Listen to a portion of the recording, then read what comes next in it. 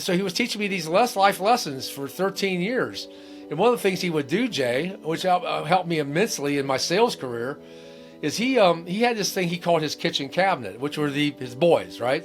The boys would get together, right? And now I'm talking the CEO of what's then called North Carolina National Bank, which is now Bank of America, First Union, Duke Energy. These were the boys he was running with.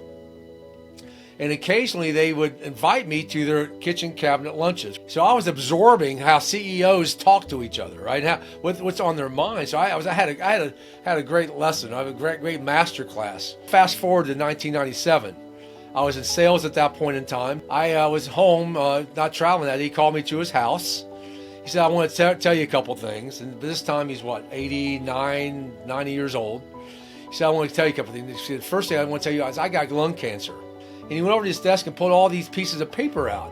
And he sat right next to me right over here and put them on my lap. I said, what is this? He goes, these were the handwritten notes I wrote in 1929 on how to be successful. I'm going to give this to you, but you got to promise me something. I said, what? He goes, do not let this die with you.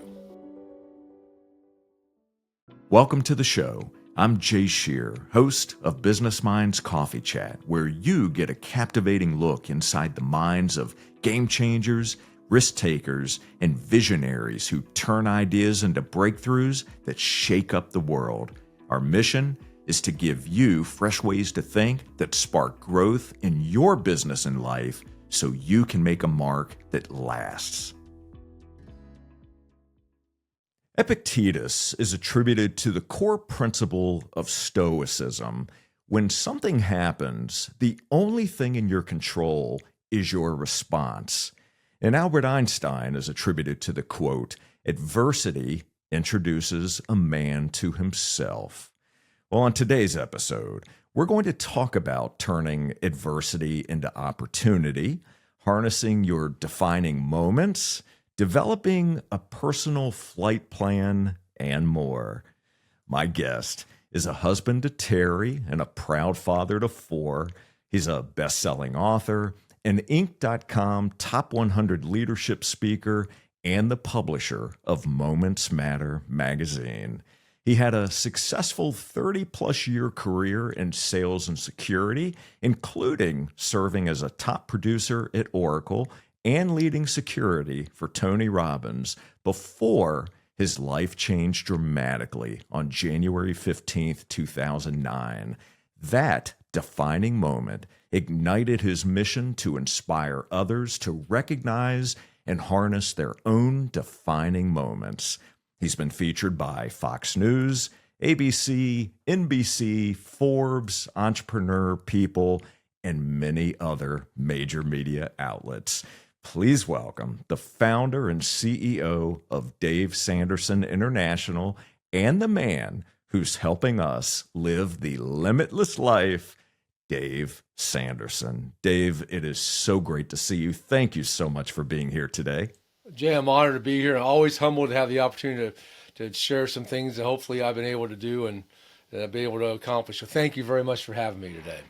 It is absolutely my pleasure. I'm thrilled about today's conversation, and I know not only is it going to be a great one, but your story, your insights, and your wisdom is going to provide so much value to our audience today. So let's dive right in. I thought a good starting point just to kick the conversation off would be for you to share with all of us what your favorite thing is about yourself. That's a great question. I think my favorite thing about myself is I pride myself on resilience. I pride myself on the ability to bounce back. And it comes from a mindset that, and I talk about this, is about living in the gain, not the gap. And so I think I would say resilience is probably the one that I would point to. Okay, I love that one. That's a powerful one. So let's do this then. Let's tug on the thread of resilience for a moment, because I know this is going to come up certainly more in our conversation. But if we were to go to your earlier years in life, that living in the gain, not the gap, was that a mindset that you had even earlier in life, or is this something that you developed post the traumatic experience that you had? Great question. I would say that I would give my mother credit for instilling that into me. I look back after my mother passed away, realized that she was really the strong one, the powerful one that gave me a lot of the mindset that I was able to draw upon.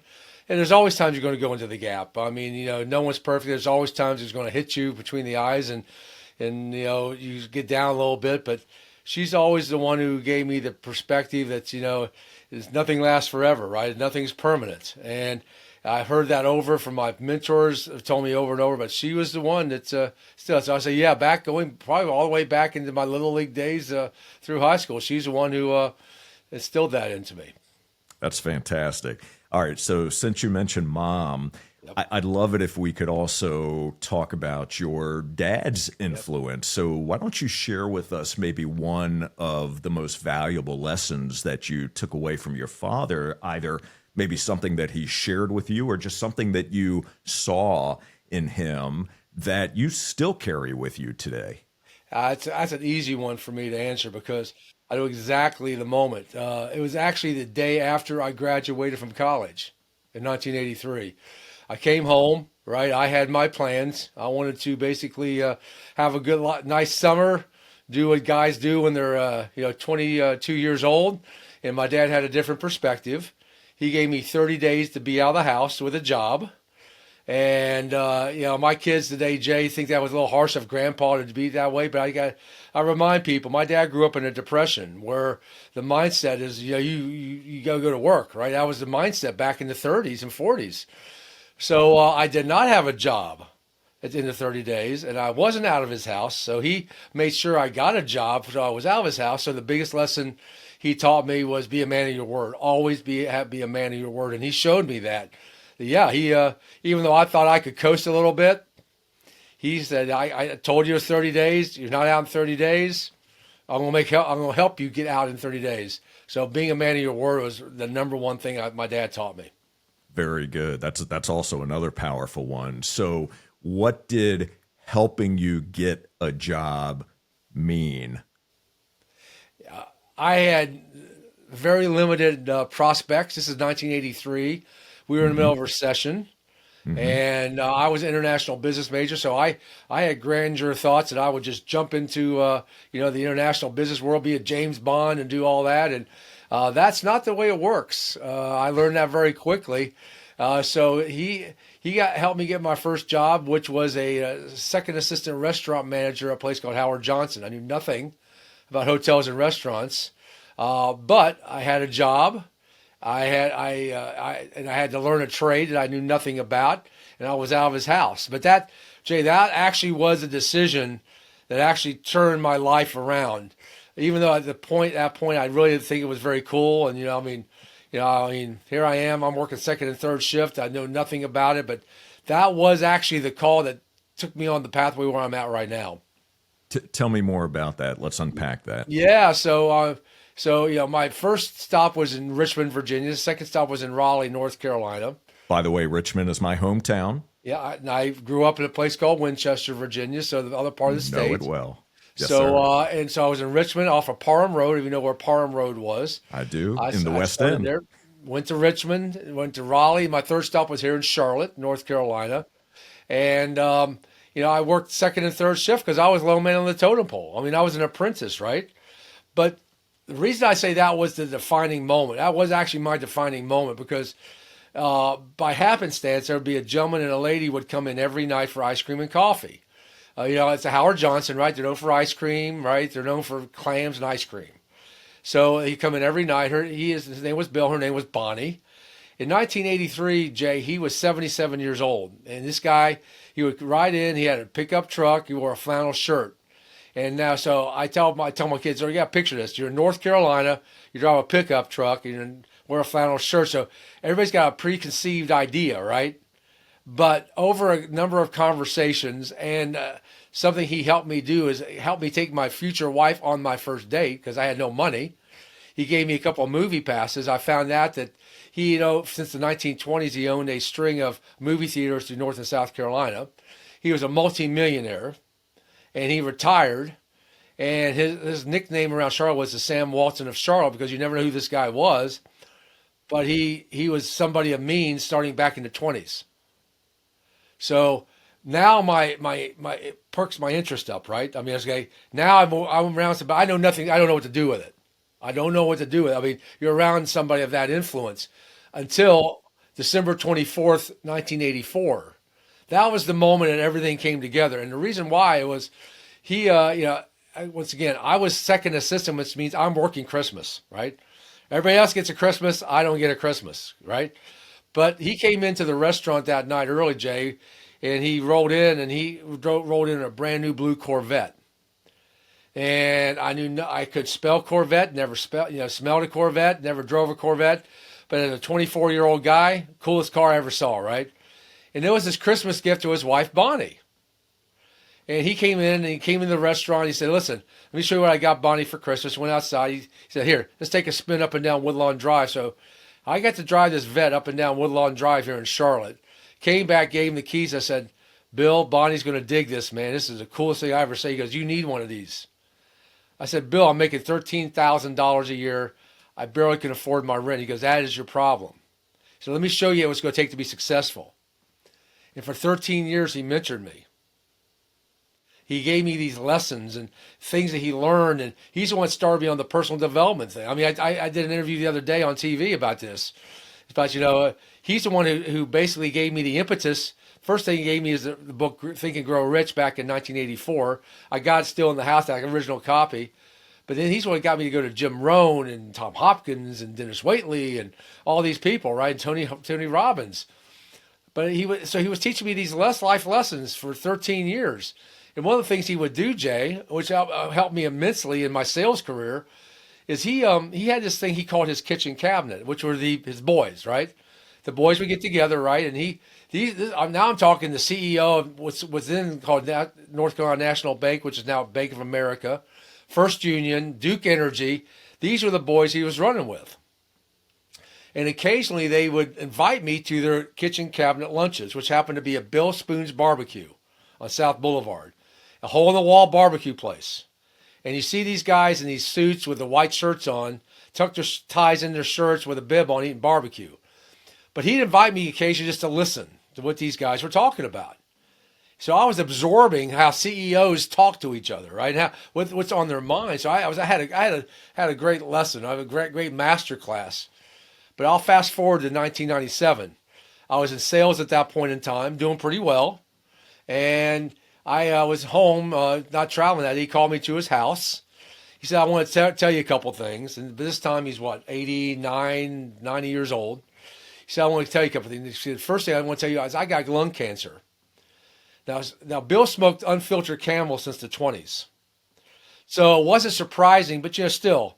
I mean, now he's on a pretty quick path, that next pathway. But then he he had this desk over in the corner. And he went over to his desk and pulled all these pieces of paper out. And he sat right next to me right over here and put them on my lap. I said, what is this? He goes, these were the handwritten notes I wrote in 1929 on how to be successful. I'm going to give this to you, but you got to promise me something. I said, what? He goes, do not let this die with you. The last thing he ever said to me before he passed away in September of that year. And so I've got these handwritten notes of gold in my hands. He left me this. And I actually write about this story in my second book called From Turmoil to Triumph. The power of mentorship, right? Why everybody needs to be a mentor and have a mentor. But he gave me these notes, and I didn't do much with them because about 3 more months later, I became the assistant head of security for Tony Robbins. And then he came into my life and started mentoring me. So now I was traveling with Tony. So the lesson is, success leaves clues and proximity is power. Absolutely. And that's why I tell you that decision by my dad, who, helped me get my first job because I had to live up to that word, turned everything. So I think that was the most important thing my dad ever taught me. You got to be a man of your word. It's incredible. And what really is so interesting about what you just shared is those moments when we're able to look at something over a long enough timeline and we can pull the lens back, we can start to connect the dots, right? I'm sure in the moment you had no idea, you're thinking to yourself, well, my dad really wants me to go get a job. Who knows what that's going to lead to, right? Right. But everything that happens from that point forward happens in my world as a result of what came before it. That's right. So those decisions create ripple effects, which really is amazing what that led to for you. So those handwritten notes, Yep. was it just, you mentioned it was just gold. I mean, was this Yep. the wisdom that he had learned throughout his life that he was writing down, the how-tos? What exactly was in there? So in 1929, he wrote down how he was going to be successful, the steps he had to take to be successful. Like, number Okay. one, he had to maintain his faith. He had to have values. He had his big mission. So he was writing down all these things that he had to do and had to execute on, like financial responsibility, things like that. I mean, he met some of these significant people of the 20th century, right, because of who he was. So he wrote down all these these little tidbits of notes, right, just as he was writing along, right, in the 20s when he opened his first movie theater in Charlotte, North Carolina. And in fact, I did my event. I mentioned I did my own event this week, and somebody was from Charlotte, and they knew exactly where that place was. And they said, "Yeah, it's a Manor Theater." I said, "Yeah, I don't know what it was called in 1929, but it was there on the corner, right there. That's where that first." For his first movie theater was in 1929. So he wrote down all these things. Actually, in my book, I write down like all these the different topics he wrote about, right? And so I write down the story because he always had a story behind it. I'll give you an example. The one about faith is probably one of my favorite ones because in 1990, my wife and I lost our 7-month-old son, and I was working, so I didn't know how to bury anybody. I mean, I'm what, 30 years old, maybe, 29 years old. I didn't know how to bury anybody. I knew nothing how to put it together. I mean, the whole thing. So I was just doing. So I went into business mode, Jay. So into business mode. That's how I know how to deal with things, right? I can segregate. I say I'm in business mode now, and I really didn't process anything. And so he called me to his office. We have our little chit chat, and he told me a story about how he had a son back in the 30s, and his son was 18 in 1948. And back in 1940, this is post World War II. So now you have, everybody had to basically sign up to go, serve their 2 years, right? Their duty. So his son signed up in the Army, and his son all of a sudden got called up to Korea. And his son got killed in Korea during the war. And he said he felt guilt. And if he said the guilt he felt, of course, he was sorrow, right, for his son's loss. But he said, I could have bought his way out of that. He had the means. He said, but my belief is everybody's got to do their duty. You got to do your duty. But he said, you got to remember something. He said, you got to remember something. The same God that took my son took your son. And it's for a bigger mission that we'll never know about. So you got to remember, that's the only constant we've had this entire time is God is the only thing we've been there the entire time. So it's his plan, not your plan. And that's the one that got me through it. So when things get tough in my life, I keep saying, it's not my plan, it's God's plan, right? Like when you lose your parents or lose, we just lost my mother-in-law a couple of weeks ago, right? It's not my plan. And that was a great lesson about faith he taught me. I write about that in the book. But what I also found as I was writing this book is my mother taught me the same things. But you're too close to your mom, right? And, I tell people, it's like, your mom's there. They teach you all these things. Do you think your mom's an idiot, right? They don't know anything, right? They're not cool. But also you realize my mom and dad were really smart, right? But they're too close to you. This is why you need a mentor. Somebody give you a different perspective on these things. And all of a sudden it opens your mind up. It's like, wow. So when things get tough, I already mentioned the gap and the gain, right? When I go into the gap, which means I'm looking at things, why haven't I done this, right? Well, there's a gap in my life and I'm mad or I'm frustrated. I have to ask myself, it's not my plan. It's not my plan. It's, and if I keep giving, we'll come back. Maybe not in the format that I want, right? Maybe not in the way. I mean, it may not come back financially to me, right? But it may come back in a different way, like giving a gift to somebody's relationship or something like that. So those are the kinds of things he was teaching me. It's incredible that you, not only did you have him as a mentor, but that he brought you into his circle. kitchen cabinet circle, right? That's right. And that just reminds me in Think and Grow Rich about the mastermind, right? And he created a mastermind that you were able to be part of, to learn from and to listen and to absorb, and have these influential individuals who were successful in their own right being able to pour that knowledge into you. What an incredible experience. Now, did you, as you were in this situation at this particular point in time and you're being introduced to these others, did you fully realize the magnitude of that opportunity? And did you feel, at least in that moment, that you were seizing that opportunity? Were you acting on the information that you were receiving? That's great insight. I think a lot of times I was in overwhelm because I was with some of the titans of Charlotte. I mean, and I would just sit there. It wasn't my time to talk. But it was interesting about that. And one of the questions I always was wondering why no one ever asked me when I was in sales. For 38 years I was in sales. And all of a sudden I'm sitting in the CFO or CEO's office. Everybody else is sitting in the IT director's office. And I'm having different conversations, right? About business and what's most important to them, and what are the things that they're looking out for, right? Instead of talking about IT and systems and processes, which I had to do too.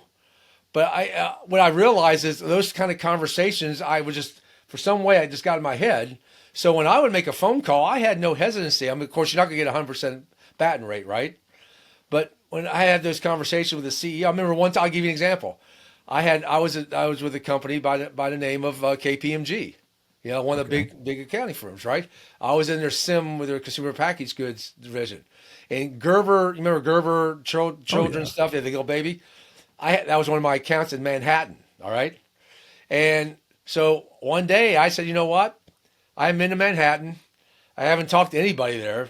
Why don't I just call the CEO's office, see if I get the CEO? And I called and got in with the CEO of Gerber's in Manhattan. My boss was like, how did you do that? I said, I picked up the phone and called, talked to his assistant, and she gave me 15 minutes. I said, I took it. She goes, you flew from Charlotte to Manhattan for 15 minutes? I said, of course. Because one of the things that I learned is this: when a master gives you their time, you take it. Absolutely. See, that's one of the biggest things I try to teach you younger people, Jay, is, I will, and I did this 4 years ago to a gentleman who wrote the book called Halftime. And he invited me to spend a day with me in Dallas, and I picked up and spent my money and flew to Dallas to sit down with Bill. And before he passed away 2 years ago in 2023. But he gave me a day of his time. And my wife said, you're paying all this money to fly to Dallas? I said, yeah. I said, any chance a master gives you, anybody, of their wisdom, you take it. You pay it. So I tell these kids, because they look so short term, right? It's like, what am I going to get for it right now? Right? No. So they leave their wisdom for a reason, right? Because they want somebody to use it. I mean, people ask me all the time I was Tony, what does Tony regret the most? Is that people don't act on the stuff that he teaches. They don't act on it.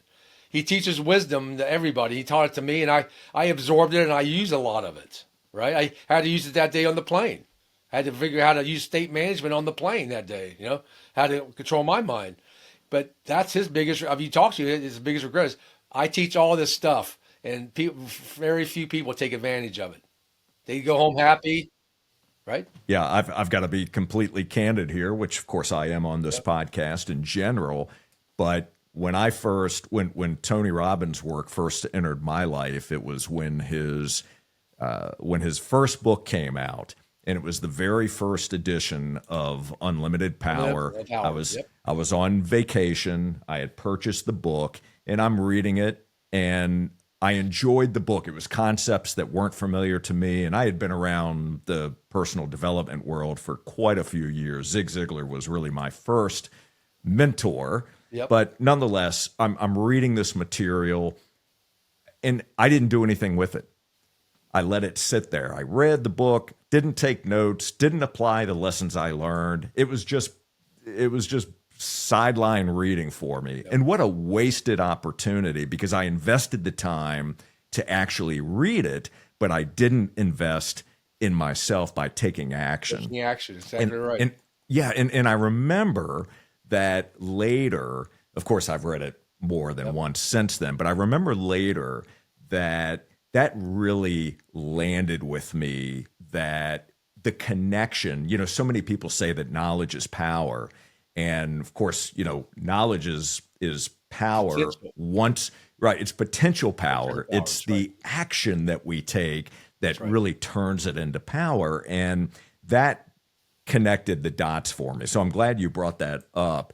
And, another thing that I wrote down as you were sharing this story about Bill and the people that you were surrounding yourself with through him is, it sounds like you were shifting the way that you saw yourself. So talk about a mindset shift, but it's also a shift in your own identity, a shift in how you see Dave Sanderson, right? Because there's a vision that we have for ourselves, or a way that we define our identity at some point in life, but then things start to happen, right? We're exposed to new knowledge, growth, opportunities to expand our perspectives, and we change as a result. And it sounds like that's exactly what happened with you. Well, the most powerful force in our body is our power of identity, right? I mean, that's one of the first things I learned from being around Tony. It's your identity, right?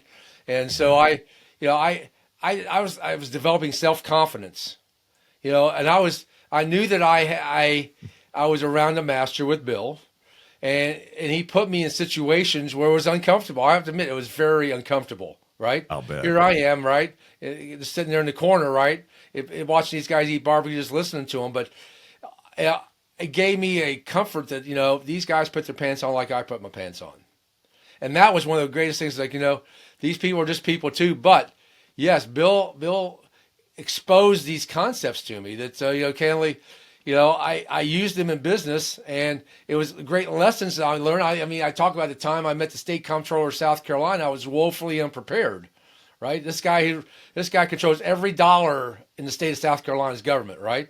And I had the access, because one of the things I talk about is my access to influence strategy that I used in business. This is why I learned it, and I had access, but I didn't get influence because I didn't do my preparation. I didn't know.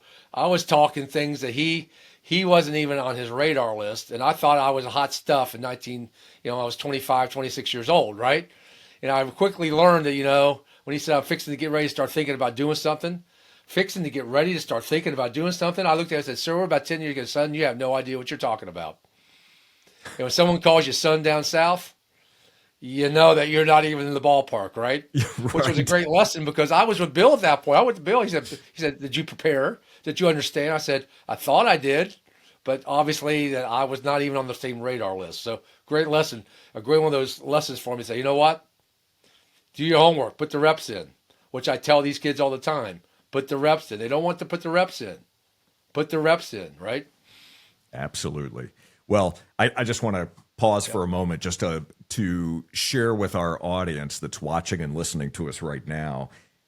My friends, you are receiving a masterclass already in wisdom, gained knowledge and experience and life lessons that can truly help you change the trajectory of your life. And I hope, like me, you are taking notes and that you're going to go back and re-listen to this, because there's so much value that's already been shared that Dave's already given you. So please make sure that not only are you listening, but then you're taking that information and figuring out, how do I apply that in my circumstance? How do I apply that in my life? What specific areas do I want to change? And then how can I use this information accordingly? So we'll talk more about that later in the episode. But Dave, I want to pull the timeline forward a bit here. So you've had at this point, let's say you've had a very successful corporate career, sales, technology. You're working for Oracle now. You're a top producer with Oracle. And take us to January 15th, 2009. And what was going on at this particular point in time? Are you on your way home? Are you in sales meetings? Where are you? What's going on? And walk us through this timeline for us. Well, it was the end of a 3-day business trip that started in Sarasota, Florida. Second day was in Petersburg, Virginia. And that afternoon, we flew to New York City because the next day we we're going to be working in a distribution center in Brooklyn doing systems checks. We were actually doing a supply chain strategy for a major corporation down in Florida. So that's why we were on the road that week. So and I tell people, if you've never been into a distribution center, they open up early in the morning because that's when the trucks run, right? That's when they load trucks. So we wanted to be there for all the action, right? Which starts about 2 o'clock in the morning. So we got there, about right before 5 o'clock in the morning when all this stuff was happening. So we got done at 10 o'clock.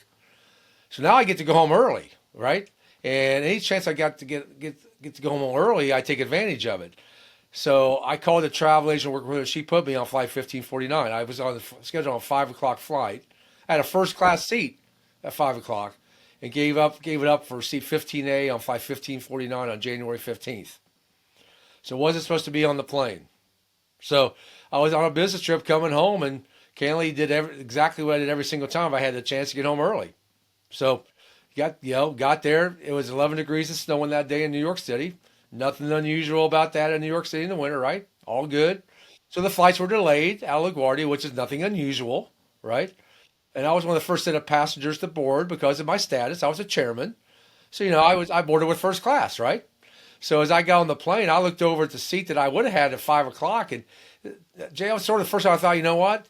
I fly a lot to get those seats, man, those upgrades. Right? I'm like, but I don't have it this time. So I'm back in the back, right? Which is 15A, which, is 4 rows behind the left wing. So, so I'm 3 rows to 4 rows behind the exits. All right. Not what I'm accustomed to, but I'm getting home early, right? So nothing unusual, delayed, take off, and if you've been out of LaGuardia, you take off out of LaGuardia over the water. And if you talk to the captains, the normal flight pattern is they bear up north to get clear space before they make their turns. Nothing unusual until you hear an explosion on the plane. And it was a loud explosion, and which got my attention because I wasn't paying attention. I was reading a magazine. I know everything on a plane, right? Nothing ever happens. But then you hear this explosion, and I look out the window. I saw fire coming after me to the left window, the window. So I knew something had happened. But I fly a lot. There's multiple engines on planes. So now we're not going to get home early. We're going to go back to the airport to get another plane. All right. Until you realize that the other engine was knocked out at the same exact second, double bird strike, knock them both out. So all of a sudden the plane becomes incapacitated, right? And now he's starting to bank, and I'm thinking, all right, well, he's just going to go back to the airport until you obviously look out your window and you see the skyline of Manhattan is above you. And you're like, I've never seen this, right? I've never been below the skyline of Manhattan. And then you look out the window, you see this big bridge coming up, which turned out to be the George Washington Bridge. You're like, I've never seen a bridge that close, up and close and personal. And that's when you hear the magic words he said, the only words he said, "This is your captain, brace for impact." That's when you knew something was going on because he was heading straight for the Hudson River. And that's the moment you realize this is not good. It's probably not going to turn out too well. And that's the moment I start praying and put my wallet down into my pants so if someone who could rescue me at least know who I was. And it was only 60 seconds after we crossed over the bridge when we crashed into the river. And everybody knows now he hit it perfectly, right? But it was a hard hit because he hit between 110, 120 miles an hour. So it was a hard hit, and he hit it backside first. So it hit backside, front side slid. So the backside where I was got the brunt of the hit. So it was a hard hit, and it was a jarring hit.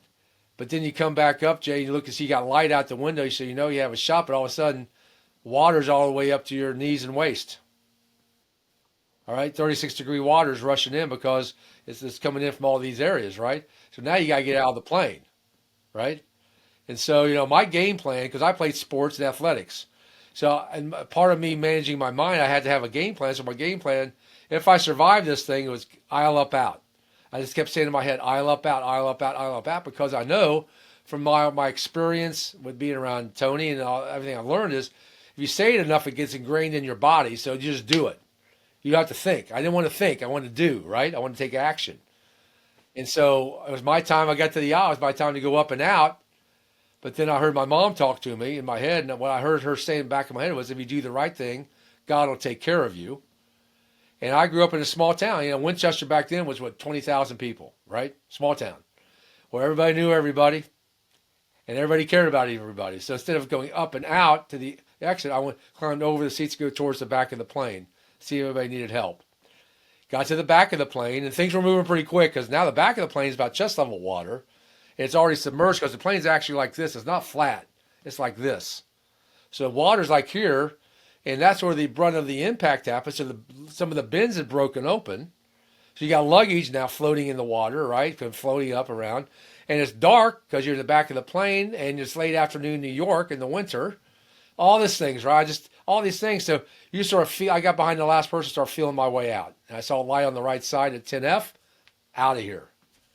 So I'm trying to get out of the plane. I look up, and there's no room on the wing of the boat for me. It's already filled up.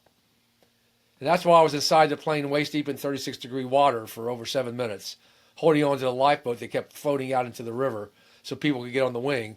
And it took me 7 minutes to get out, and I had to swim for the life because I felt the plane shift about 7 minutes. A tugboat who was part of the rescue, as he backed out, hit the front of the plane, which shook the plane. And I felt water. I'm like, this thing's going down like Titanic, man. You got to get out of here, man. That's why I jumped and swam to the closest boat that I could find, into the wing. And I always say, thanks my mom and dad for making me get swimming lessons. Because if I hadn't had swimming lessons, I may never get off the plane. So I had to swim for my life. And I got to the end of the wing and held on to the wing and the ladder in the young climb. And I yelled, can't. And I heard my mom again, because the word my mom hated most in life was the word can't. She wouldn't let her kids say can't.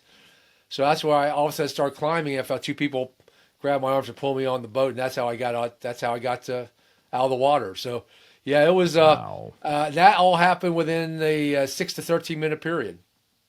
So let me ask you this. So when the plane, when it was braced for impact, I don't know exactly what was going through your mind, but I can only imagine that, certainly one of the thoughts is I may not make this. I better get my ducks in a row. Right. I better get my ducks in a row right now. Yep.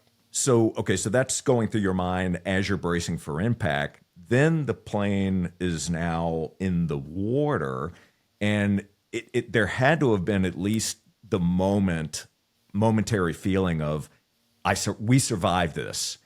But then you had to go through again those devastating feelings of, I may not get out of here because you're now all the way in the back of the plane. Everyone else is exiting the plane. You're helping people out. Water's filling up. This plane might be going down like the Titanic. I mean, my gosh, what I don't even know the right word for it, but what just an immense amount of drama and emotional upheaval. So talk me through that a little bit, the what you were thinking piece. So I mentioned my association with Tony Robbins because one of the first things, as you know, if you've been around Tony, he teaches state management, how to manage your mind, right? So it was a matter of, at that point in time, the first thing I had to do was manage my mind getting it down. So I said the captain and the crew get all the credit getting the plane down. But it was a total team effort at that point. Everybody's got to pull together. And so at that point in time, going down, I used my inner voice, talking to myself, asking myself, okay, if this happens, I'll up out, I got to pray to God, get all these things. But when I was down, it was how I managed my mind was focus. I had to focus. And that's, at that point in time, it was about execution, right? You can't make a mistake. If you made a mistake, it could cost you or somebody else. So at that point, I just focused. And that's how I got through all that. So my mindset was, once I got to the aisle, because my game plan was aisle up, out, and I was going to execute. Go to the aisle, go 4 rows up, and go out. That was my game plan until I heard my mom talk to me and said, okay, I know I'm alive. So the question I said is, I know I'm alive. I don't know what's going on back there. Let's find out. So that's how I climbed over the seats to find out if anybody needed help. And like I said, things were moving pretty quick in the back. All I did is get behind the last person. I didn't do much except get behind the last person. and start making my way out. And it was just, and I used the term that night with Katie Couric on CBS. It was controlled chaos, where it wasn't, people didn't lose their heads, but it was, like you just said, there's a lot of things that have to happen in a short matter of time, and you just got to go and do it. And no one has time for you to, like I tell people in business world, I said, I didn't have a time to make a 5-year business plan on how this whole thing was going to play out. Because I said, one of the great things about leadership is, you don't need to be perfect. You just need to know enough information to make a decision. Because one of the key things about being a leader, you got to make a call and go with it. You got to go with it, right? And hopefully 51% of the time you're right, And so, and that's why I said, I just tell people, I made calls based on, what I saw at that moment, and even to the call of staying inside the plane. Because there's no room. If I try to get on I probably could have forced my way out if I wanted to force my way out. But at that point in time, what was more important is that lifeboat was floating out into the river because of the current. So I had the leverage to hold on to the lifeboat, and which gave me, and I was waist deep in water, but I didn't feel water at all because of the adrenaline. And I swim with Navy SEALs and special ops. To raise money, and one of the things they'll tell you is they can go all day on adrenaline, right? I mean, they got it going, right? And that's what I was like Superman, right? I didn't feel like anything until I felt the plane shift. I felt the water go up. That's the moment I felt the water. I'm like, this thing's going down. So yeah, I think always a matter to answer your questions about focus. And and there were people who were challenged with focus, and there was a lady on the wing that wasn't moving, and because she was in shock. You can't blame her. I tell people, one of the greatest lessons out of this whole experience is you learn not to judge people. You don't know what they're going through, right? You don't know what they're going through. And she wasn't moving because she was in shock, right? And because what we found, especially recently, things in this world are happening so quickly, right? You used to be able to make a 1-year plan or a quarterly plan. Now you're making monthly plans or weekly plans because things are moving too quick. So things were moving so quickly for her. And this is my perspective only. She couldn't make a call. She didn't know what to do. So she did nothing. And I tell people that's very dangerous in a place like this because you got to keep moving. You got to people are trying to walk on the wing and get off this thing, right? Get out of here. And she wasn't moving. So I just yelled at her because I know how to break somebody's state. To break somebody's state, you got to do something radical to break them out of it. And I yelled at her, and she looked at me. He's like, why is this guy yelling at me? Like, why is he yelling at me? And somebody on the lifeboat grabbed her arm and pulled her on the lifeboat. So there's things like that happening so I give a lot of credit to all the training, because that's why I call my book Moments Matter, my magazine's Moments Matter, because my belief system is this, and you can believe it or not, is all the moments in our life are there for a reason and a purpose. They're there. And they happen to us, and you think they just go out through life, right? It's like, okay, but they're there to teach you a lesson. That's what I break down in my book Moments Matter about all these moments in my life which serve this moment. Does this serve this moment? Like swimming. And my mom and dad made me learn how to swim, and I had to swim in a river when I was in Boy Scouts. All of a sudden I had to swim in a river. Maybe that was the moment that maybe gave me certainty to do that. Or leadership, make a decision, right? I had to make calls in business. So I just made a call, whether you like my calls or not, because what happened on the right side of the plane was the flight attendant got injured in the back. Because a piece of metal came up on the impact, sliced her leg, and they carried her out of the front. So there was no one to manage the right door. So, and I tell people, I had no training to manage a door. I knew nothing. But in times of like that, someone's got to step up and just do it. And once again, you don't have to be perfect, Jay. You just have to know enough. You have to know enough. To give people certainty in times of uncertainty. Yes. So again, some incredible leadership lessons right there. And let's continue to pull the timeline forward, because I want to talk about a couple other things here that you're doing today. But before we do that, so in doing my own due diligence and my research, you were one of a group of passengers who spent, a night or a little bit of time in the hospital. 2 of us stayed a night in the hospital. Correct. Okay. So you had hypothermia. Correct. And so you're released from the hospital. You're obviously employed by Oracle. You go back to work, and just tell us what happened there and how this really began to shift your complete outlook on life and what you were going to do next with your life. Yeah, people think the plane incident or crash was my defining moment. It was not, because as you mentioned, I was in the hospital that night. My company didn't call me. They didn't call my wife, so I didn't even know my company knew I'd been in a plane crash. Right? I was on company time, but since no one checked in with me or my wife, I didn't even know they knew. So after I got back the next day and did all the media things that I did, because you're at the airport, you got to do all this stuff. Right. I told I'm gonna go by the office and let them know that I'm okay, and I did. And I had all these, they had the old sweats on that they gave me from the Red Cross. I love the Red Cross. That's all I had left. So I walked in with these sweats on and just let them know that I was all right. And the first thing my manager said, "You're going to Michigan next week, right?" And that was the moment, Jay, that I realized, and this is one of the direction I'm taking. What I'm talking about now is realize I didn't have freedom. And I talk about what's called the four freedoms: the freedom of time, money, mission, and relationships. And that's the moment I realized I didn't have freedom of time because they were controlling my time. Hey, I just survived a plane crash on company time, and now you're asking me to go the next week to fly to Michigan. All right, which I did. Because back then, it's like I just said yes. Second, I didn't have freedom of money because I found out later after I was getting paid that they held back some money because I signed an agreement, which was my responsibility. I did not read the agreement, so it's not their fault. Okay. But there's a thing at the bottom that says once you hit a certain mark, we have the right to reserve, to do whatever we got to do. So I didn't have freedom of money. I didn't have freedom of mission. I was working for Larry Ellison's mission, not my mission. I was making him money, not me money. And I didn't have freedom of relationships. I realized some of the people in my company didn't even respect me enough. So I had to figure out, how do I get my freedom back? But it's not like overnight. You got to figure it out. And I tell people it took me 3 years to figure the game plan out, but I did figure it out.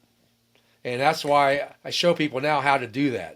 If you're in that situation where, you're maybe not happy, or I call the halftime of your business, right? You're not growing, or you're not making the money, or you don't have the time. There's a strategy on how you can get out and be successful and get freedom and still be happy. And that's what I try to teach people now on how to do that. This is such a remarkable story, and I really appreciate the fact that you clarified that the plane crash itself wasn't the defining moment, that the defining moment was actually when you went back to work. And I mean, what a missed opportunity. I mean, that's so unfortunate, but that is also something that I'm sure many people that are watching and listening right now, especially in the corporate world, and this isn't to put everybody in the same bucket, but when you start to become a number and you just it doesn't feel like anyone's appreciating you, that's just a really negative place to be. And to your credit, I emphasized it wasn't Oracle. It was my management, right? My manager. Yeah, right. So, and I want to distinguish that because every company's got great people. I mean, there's great people. I love people at Oracle. I worked there for another several years, right? It's who you're working for who can make or break you, right? That's exactly right.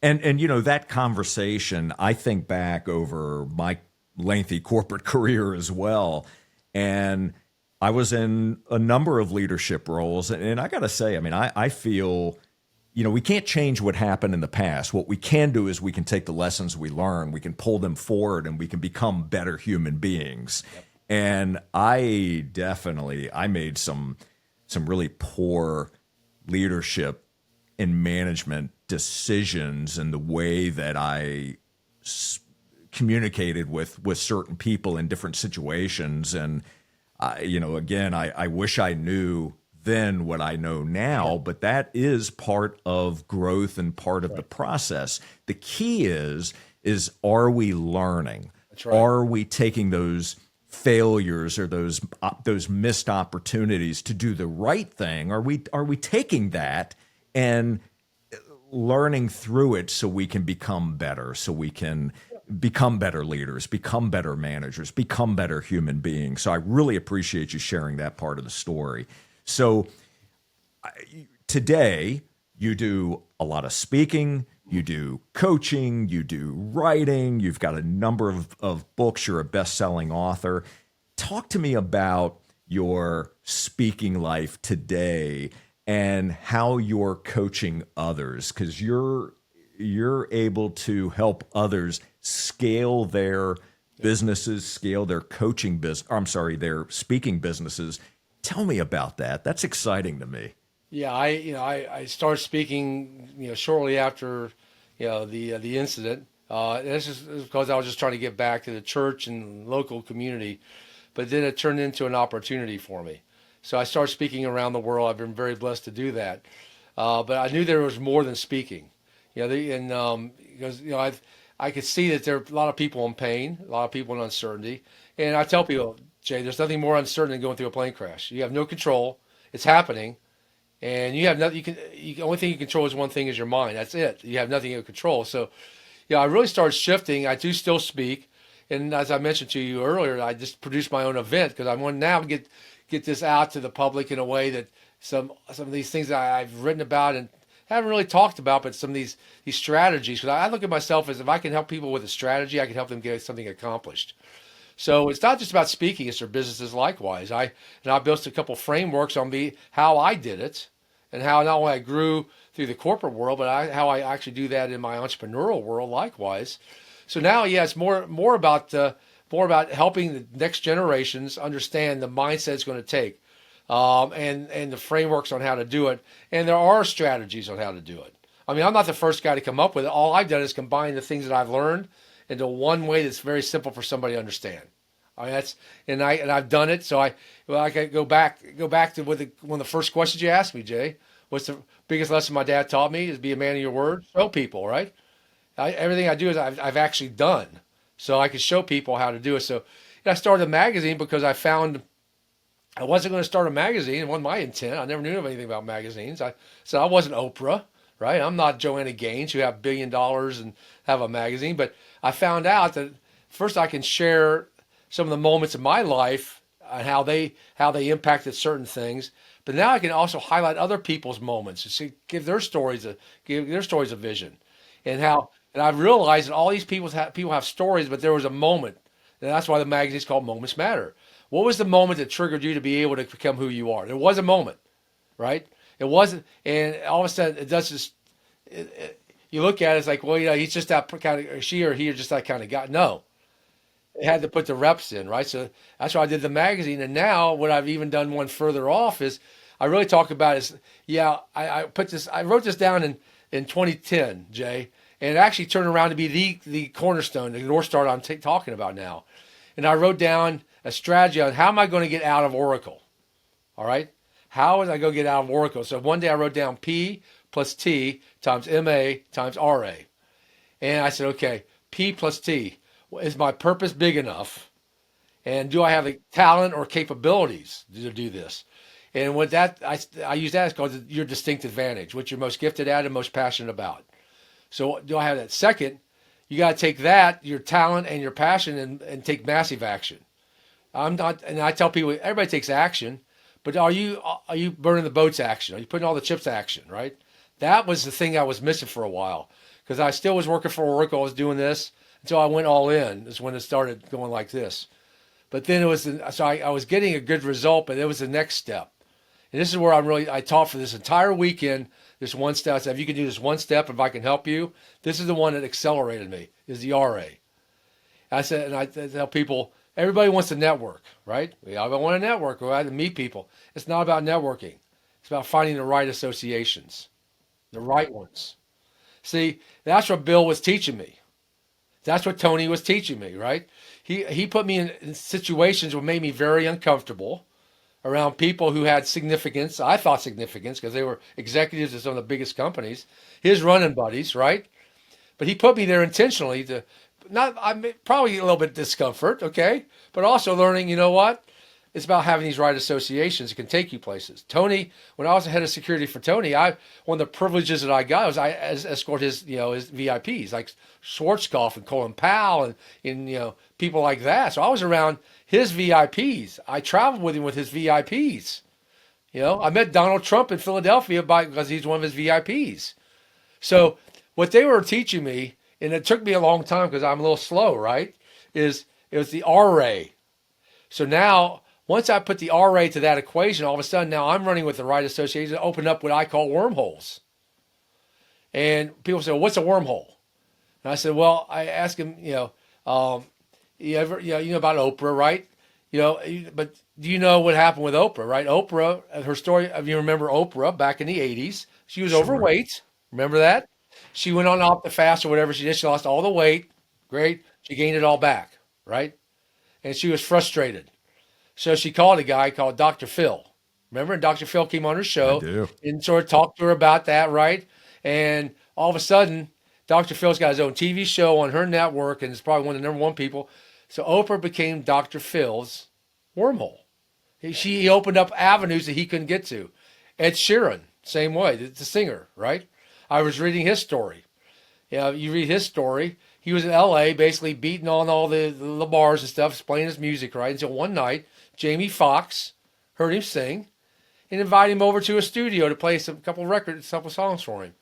He liked it, recorded it, sent it to a bunch of music producers. And all of a sudden, Ed Sheeran's Ed Sheeran. He ain't playing the gigs in the hole in the walls. So I tell people the right associations are those wormholes. So people ask me, Jay, what I do most of the day is I look for wormholes. So if I could show you how to get a wormhole for what you want to get accomplished and open up that avenue, watch what happens. That's the right association. So that's what I did in my event this weekend. I showed people how to do this. This is so good. So I have all the links for your socials, for your website, for your books. Is there any other information that we should be providing to our audience in terms of connecting with you that I may not have already mentioned? Socials, LinkedIn website, is probably books. my greatest resource right now because I spend a lot of time on LinkedIn.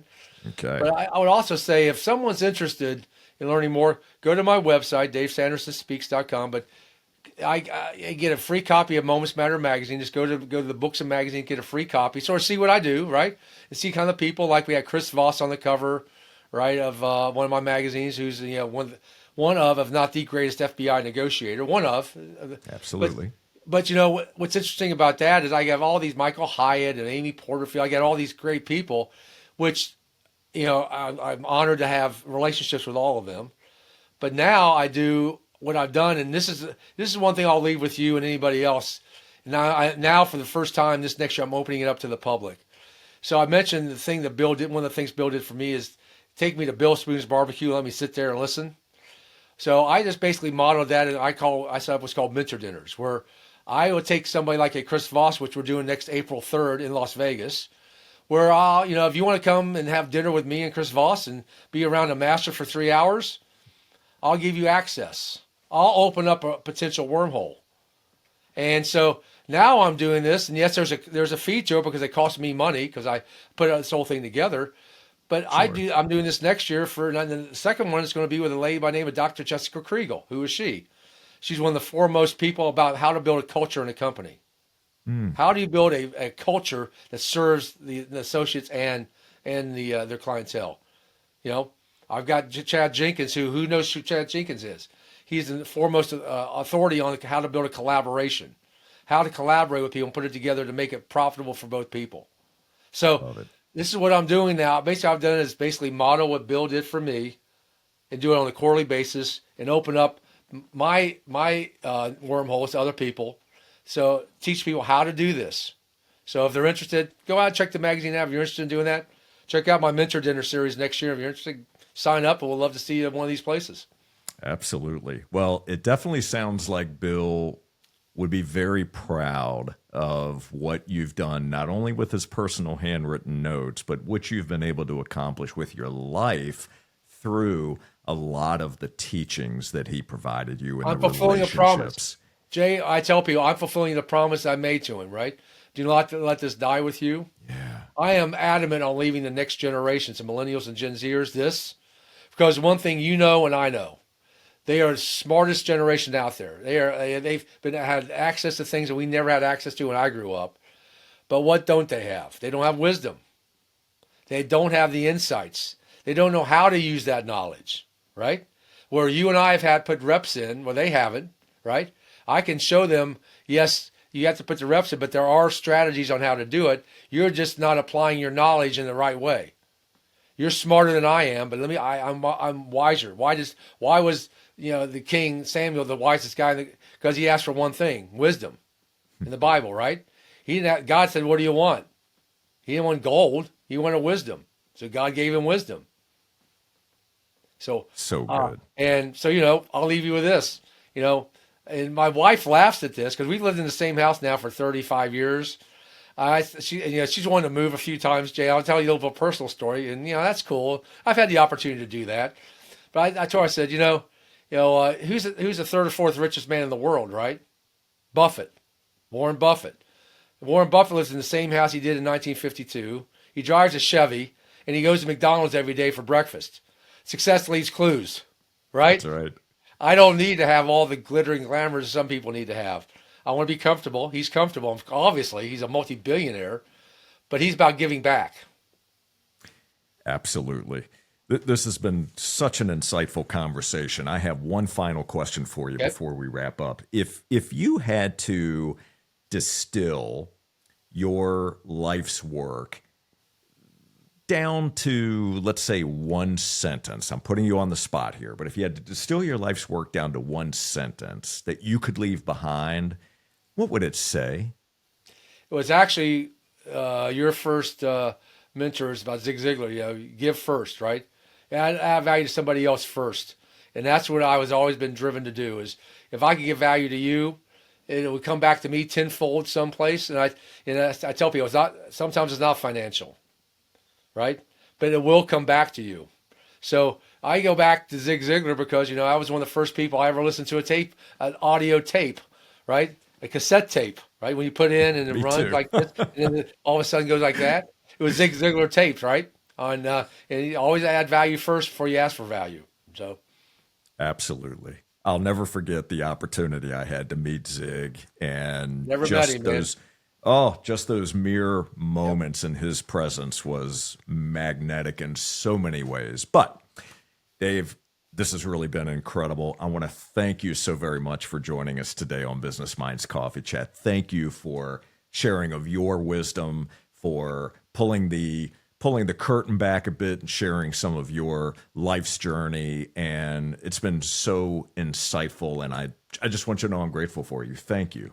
Jay, thank you for having me. I'm honored to be here. Thank you. Absolutely. And my friends, for all of you, I want to thank you so very much for watching and for listening. Quick favor, would you please take just a moment to subscribe, rate, and leave us a review on Apple Podcasts? That helps us expand our reach and attract amazing guests just like Dave. And to listen to more episodes, all you need to do is visit jscherbusinessconsulting.com, click that podcast button.